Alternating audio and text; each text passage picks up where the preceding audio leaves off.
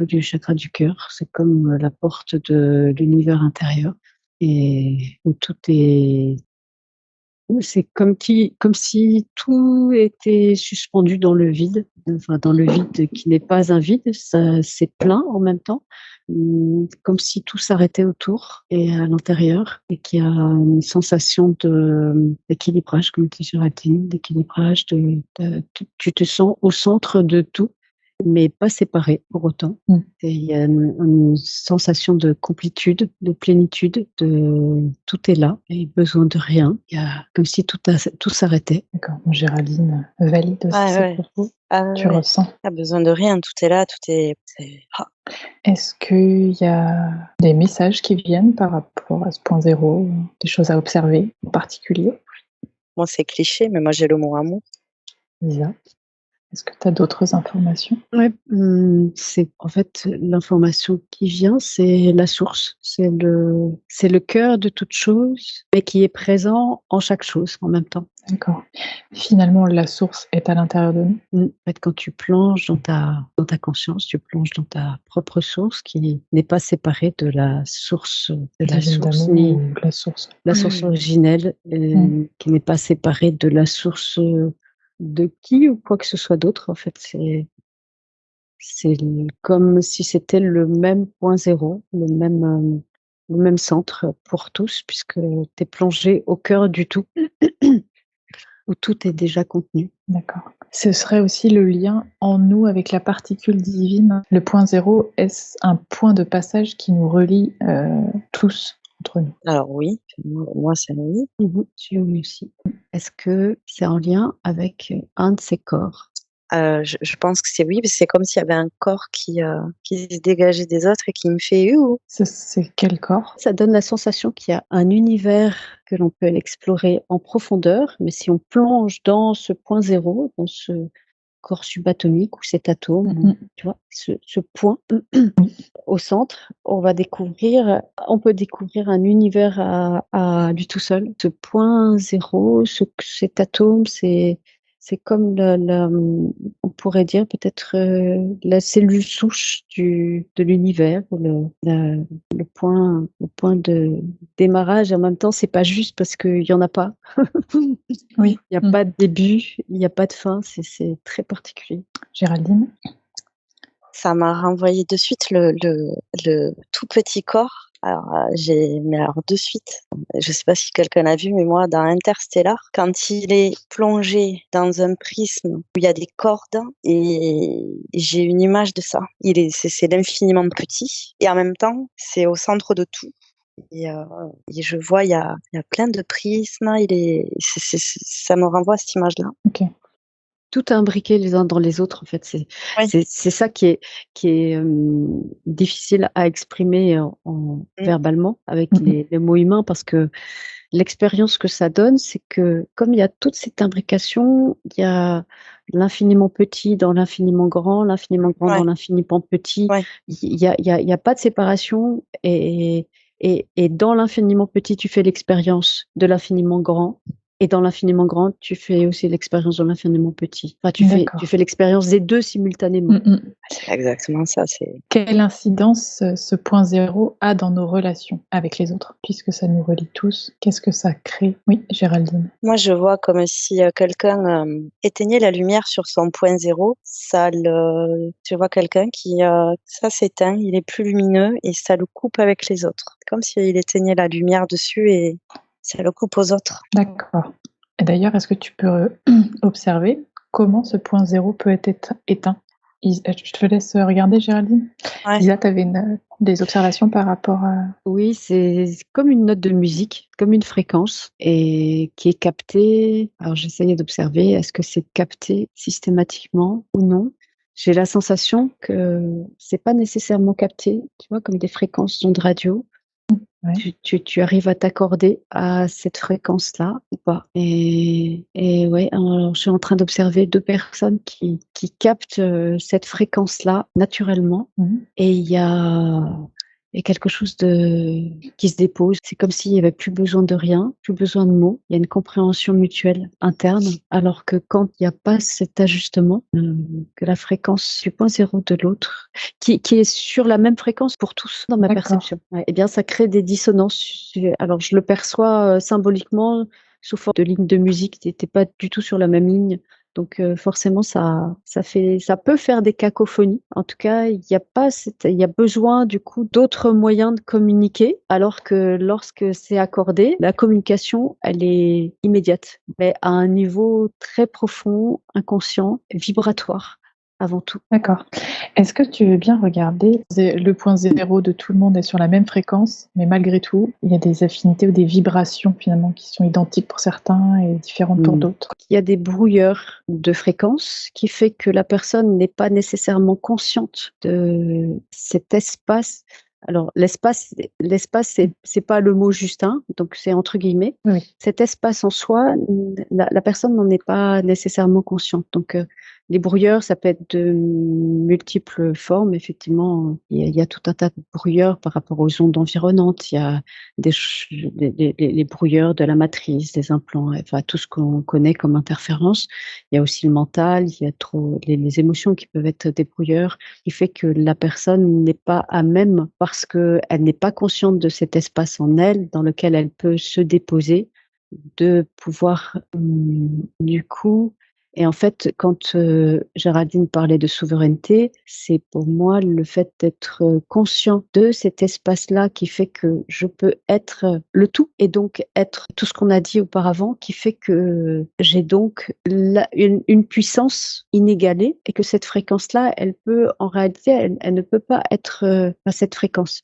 Cet espace-là ne peut pas être souillé, ne peut pas être, puisque il correspond à la source. D'accord. C'est inaltéré, c'est inaltérable. Ça ne peut pas être éteint, ou c'est pour moi c'est plus quelque chose qui, comment dire, c'est plus au niveau de la conscience la conscience personnelle que ça se passe, qui fait que on va en avoir conscience ou pas. On va être capable d'être en contact ou pas.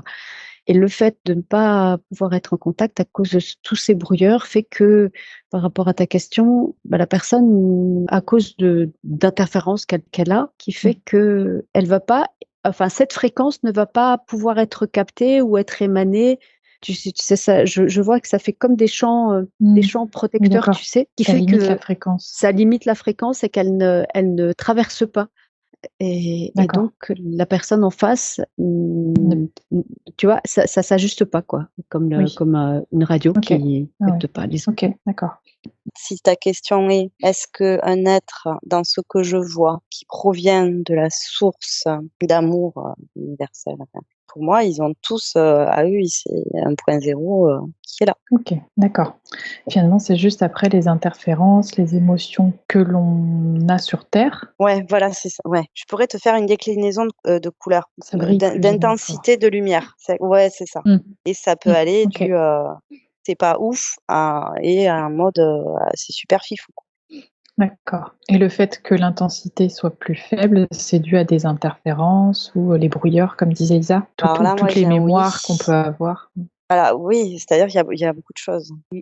Et ça confirme un lien avec la souveraineté.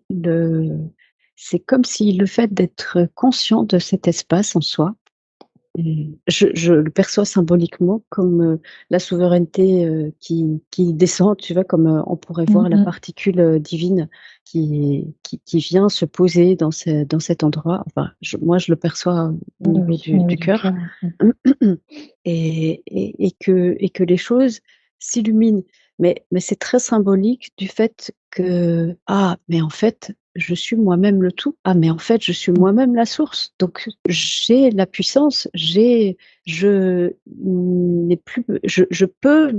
peux faire confiance dans ce que je suis profondément en tant qu'être divin. Et alors que tant que ce contact-là n'est pas fait, il y a l'ignorance de sa propre souveraineté.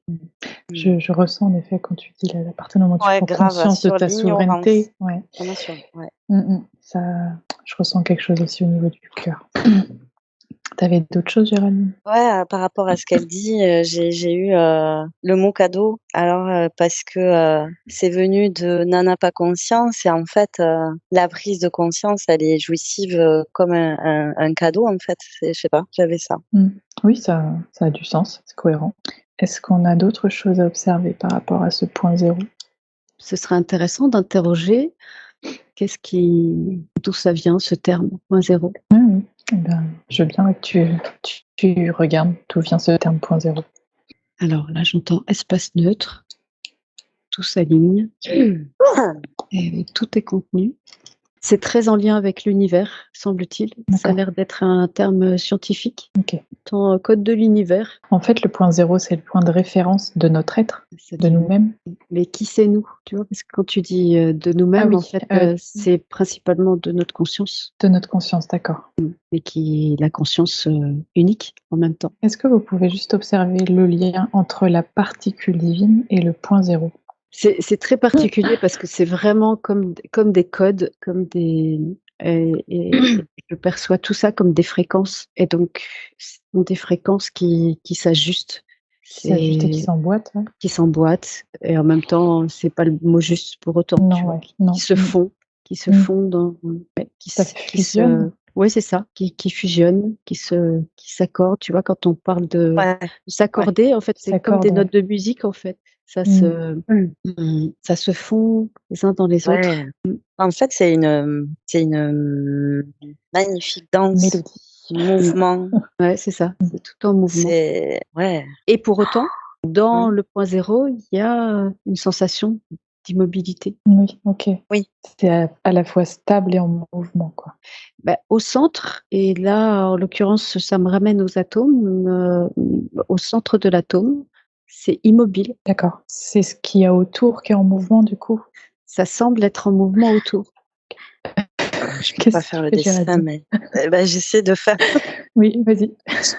Ça m'a exactement avec ce que dit Isa, ça m'a renvoyé à cette personne que je voyais en état méditatif qui était hyper alignée, hyper centrée, hyper ancrée. Oui. Et donc là, c'est pour ça que je fais la main comme ça, droite, et en même temps, il y a ce truc qui tourne autour. Et je peux pas faire autour avec ma main là, mais c'est comme c'est plutôt ça là. Voilà. Il y a cette verticalité et en même temps. Oui, ça s'expand à l'horizontale. Dans tous les sens, comme on voit les neutrons, les protons, les électrons tourner autour d'un atome. Okay. C'est ça que tu perçois? Oui, ça fait ça là. Ah, j'ai vu l'image. Et alors, c'est très particulier parce que quand on parle d'immobilité, au centre, en fait, comme dans chaque particule, il y a aussi cet espace-là que j'appelle moi espace, ce point zéro d'immobilité. Eh bien, au cœur de chaque chose, c'est stable, c'est aligné et en même temps, tout est en mouvement autour. Enfin, c'est très particulier. Ok. C'est de là d'où jaillit notre lumière. En tant qu'individu incarné. D'accord, très bien. Du coup, on a fait le tour de cette petite enquête. Il y aurait beaucoup à explorer au niveau des codes de l'univers, tu vois, parce que c'est à lui tout seul, c'est un univers. L'homme de Vitruve. Voilà, c'est ça, c'est le mot qui me venait, l'homme de Vitruve. J'étais en train d'observer ça. C'est comme des indications de comment s'y prendre comme des clés de l'univers, comme des portes pour trouver les portes d'entrée de couloirs temporels, on dirait. Des couloirs temporels. Alors, en tout cas, il y a le nombre d'or. Visiblement, il y a le nombre d'or alors, j'entends au cœur de toute chose, l'homme est puissant. Si on connaît les codes, on connaît les portes d'entrée. Ouais, c'est les portes d'entrée. Alors, plus que ça, mais en tout cas, il y a la porte d'entrée de sa puissance divine, ça c'est sûr. Comment on peut les avoir, ces codes? Ils sont déjà là. D'accord. Et c'est une histoire de lecture, de décodage, et que comme tout a été inversé, on a brouillé les pistes. Enfin, les pistes ont été brouillées. Brouillées par qui? Par l'ignorance dans laquelle on a été plongé, dans laquelle l'homme a été plongé avec le voile de l'oubli et toutes les programmations. Inverser le processus. C'est comme si, au lieu de permettre au processus naturel et organique d'expansion de conscience, en fait, ça provoquait l'inverse. d'involution. D'accord. Et c'est peut-être ça que percevait Géraldine dans sa perception qu'elle avait que les choses s'éteignent. Voilà, et du coup, pour décoder ces codes, est-ce qu'on les décode au ressenti? Comment est-ce que vous voyez le décodage? Alors, ça me ramène à la souveraineté, que la souveraineté semble être une des clés, en tout cas, ce que je perçois là maintenant, une des clés qui va illuminer le chemin, en fait. Là, je le vois en spirale, qui illumine chaque point d'entrée, tu sais, comme un coffre-fort où toutes les clés se mettent en place petit à petit. Et là, je vois que ça s'illumine, mais ça fait comme des poinçons, comme dans des choses. C'est très difficile à décrire. Et donc, est-ce que la souveraineté, c'est une des clés qui permettent de retrouver le chemin. Est-ce que vous voyez d'autres clés à part la souveraineté? Est-ce que vous en avez d'autres qui vous apparaissent? Alors, j'entends s'asseoir à son centre, ça ramène à l'image qu'avait donnée Géraldine au tout début d'être. C'est ça que tu perçois aussi? La posture là. Au même moment, c'est ça. Ouais. Et tout à l'heure, je voyais comme ce que tu disais, Isa, d'une différente façon. Pour le côté illuminé, je voyais des choses dorées très lumineuses qui s'inscrivaient. Pour le côté poinçon, moi, le truc, ça, il fallait le mettre, dans un, bref, j'aurais pas les mots. Comme le coffre-fort, là, où ça tourne. Tu sais, quand tu dois clac, c'est ça. Voilà. C'est ça. Voilà. Et l'épée dorée, mon épée est dorée de souveraineté, donc ouais. Après, est-ce qu'il y a d'autres clés, c'est ça, hein? Oui, c'est ça. Là, vous avez dit la souveraineté, ça se fera en son centre. Est-ce que vous en avez d'autres? Il y en a plusieurs. Et je rejoins ce qu'elle disait, là j'ai le mot vibration. C'est comme si fallait vibrer juste. C'est ça. Parce que là, j'avais le mot amour, mais c'est en termes de vibration. C'est vibrer l'amour, vibrer la fréquence, vibrer cette fréquence. En fait, toute cette fréquence, la fréquence originelle, d'amour originel, elle vibre à cette même fréquence. C'est la même chose. 1-0, quand tout est aligné en son centre, c'est cette fréquence-là. Et pour être capable de vibrer à cette fréquence-là, c'est d'être dans son point zéro. Alors après, on parle pas du comment là. Est-ce que vous voyez d'autres clés ou c'est les clés principales? Alors bizarrement, je sens des choses dans le ventre. Ça semble être les ressentis du corps, l'impulsion. Le corps lui-même peut capter ces vibrations-là et les retransmettre. Pour quelqu'un, par exemple, qui ne sait pas ce que ça signifie d'être dans son centre, d'être dans son point zéro, de vibrer à la fréquence de l'amour, il peut ressentir au niveau de son corps comment c'est d'être stable dans ses sensations, d'être aligné, d'être complet, parce que le corps lui-même ne ment pas. Les sensations sont, en tout cas, les sensations directes, hein, avant qu'elles soient interprétées par le mental.